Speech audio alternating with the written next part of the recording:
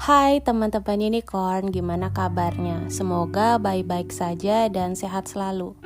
By the way, untuk yang sudah nungguin podcast tentang persiapan kebebasan finansial, ini terima kasih banyak ya, sudah mau nungguin update-annya di Spotify.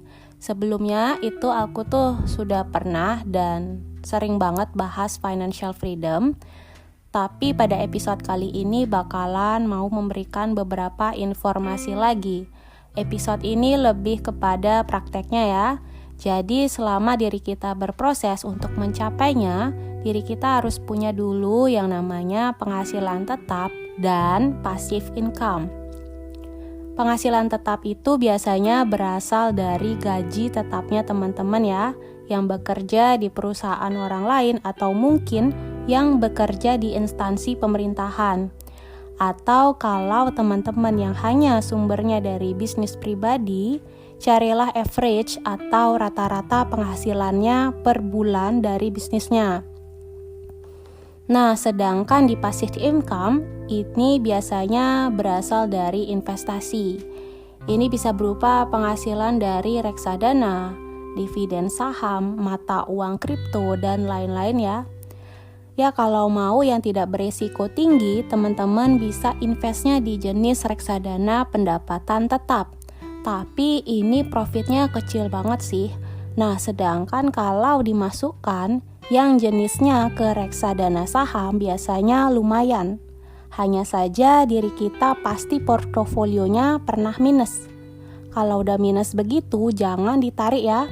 Karena teman-teman pasti rugi, udah capek-capek invest, masa mau rugi? Kan enggak dong. Nah, sedangkan kalau mainnya di saham, teman-teman bakal merasakan yang namanya gejolak emosional. Karena di sini grafiknya lumayan cepat naik turun. Saran dari aku, investlah yang memiliki kredibilitas ya. Jangan asal-asalan memilih. Gunakan kemampuan analisisnya teman-teman. Nah, kalau di mata uang kripto itu yang aku sarankan Bitcoin. Karena harganya cepat naik dan cepat turun juga. Walaupun ini jenis investasi yang paling sangat berisiko di antara investasi lainnya, kalau teman-teman mau investasi, pastikan ini uang dingin atau uang beku ya. Jangan sampai menggunakan dana darurat untuk melakukan investasi. Sekarang kita masuk ke jenis passive income kerja. Nah, passive income kerja ini luas sumbernya dari mana? Bisa dari kerjaan sampingan seperti produk digital, konten, affiliate, makelar atau broker dan sebagainya. Jadi setelah kita mengetahui ini, diri kita mendapatkan kesimpulan, oh ternyata passive income ini harus dipraktekkan ya. Passive income ini merupakan penghasilan yang berada di luar jalur pekerjaan tetap diri kita. Ada dua tipenya, yaitu passive income investasi dan passive income kerja. Semoga teman-teman bisa mencerna informasi ini dengan bijaksana ya.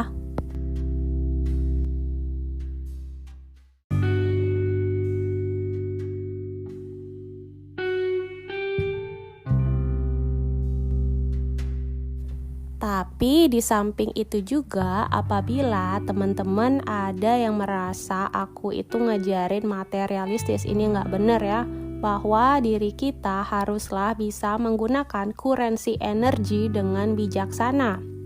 Apabila teman-teman masih menganggap ngomongin uang itu nggak baik, justru akan selamanya diri kita dijauhi oleh currency energy ini. Dan diri kita akan terjebak ke dalam lingkaran setan yang membuat diri kita berada di titik lemah atau tidak berdaya sama sekali. Undang currency energy ini di dalam realitas spiritual, yaitu dengan cara tidak menghujani uang dengan respon-respon negatif.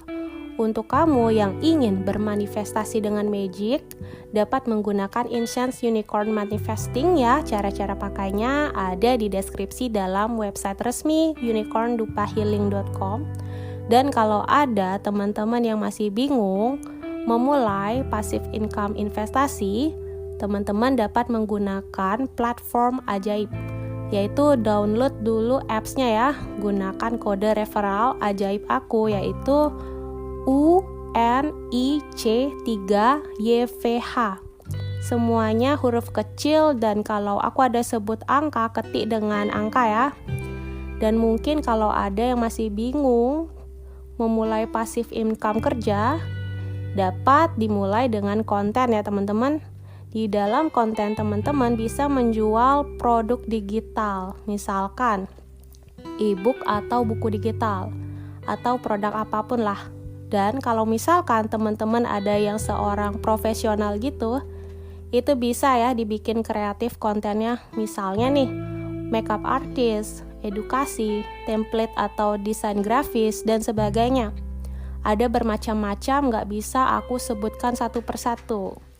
Ya walaupun jenis passive income kerja membutuhkan modal iklan AdSense atau iklan apapun itu, tapi kalau diri kita bisa ciptakan brand awareness ini, biasanya bakal terasa kalau udah 10 tahunan ya. Tetap optimis ya teman-teman, rezeki akan datang dari segala penjuru arah kepadamu ketika diri kita mau untuk belajar dan membuka pikiran.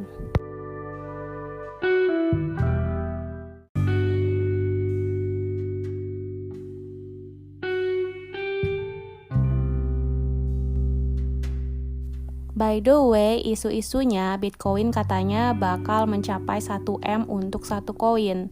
Tapi ini hanya baru perkiraan saja ya, jadi jangan terlalu naif. Informasi ini berasal dari analisis beberapa trader. Ya kalau beneran, alhamdulillah, soalnya waktu baru aku pertama kali beli Bitcoin itu harganya 200 jutaan satu koin. Dan sekarang satu koin di 17 Februari 2024 udah menjadi sebesar 816 juta rupiah. Dan isu-isu lainnya katanya bakal jadi 10M untuk satu koin. Tapi teman-teman jangan terlalu naif dulu, karena investasi tetaplah harus menggunakan uang dingin atau uang beku, atau uang yang tidak dipakai sama sekali ya. Jangan sampai menggunakan dana darurat untuk investasi. Apalagi jangan juga sampai pinjam uang di bank dan malah hutang, karena hal ini bakalan menyusahkan teman-teman nantinya. Ya kecil-kecilan aja dulu kalau teman-teman masih berada di jalur ekonomi survive. Semoga kita semua yang mendengarkan podcast ini bisa mencapai goals keuangannya masing-masing ya.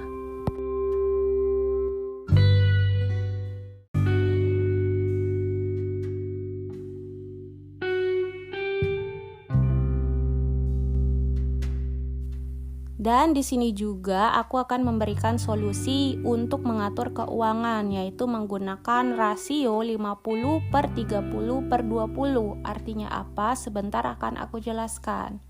Rasio keuangan 50/30/20 adalah suatu metode pengelolaan keuangan yang disarankan untuk mengatur alokasi pendapatan bulanan.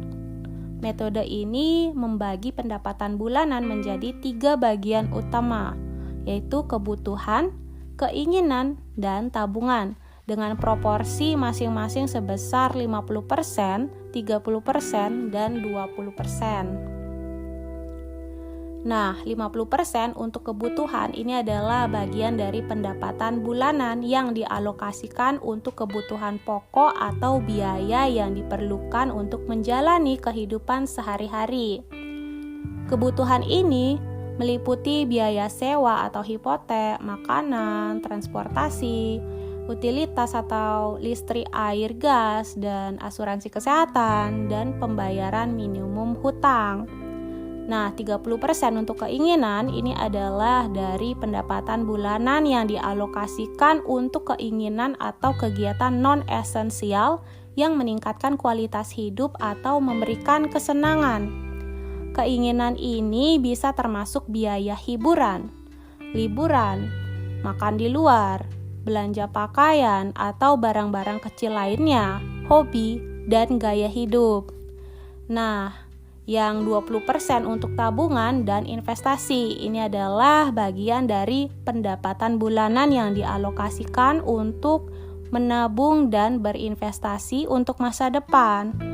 Tabungan ini bisa mencakup dana pensiun, investasi jangka pendek atau jangka panjang, dana darurat, dan pembayaran tambahan untuk membayar hutang.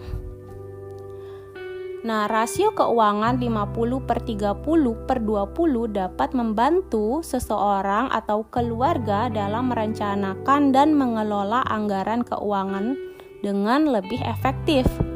Ini memberikan panduan yang jelas dalam menentukan prioritas pengeluaran dan memastikan bahwa kebutuhan dasar dipenuhi sambil memberikan ruang bagi keinginan pribadi dan tabungan untuk masa depan.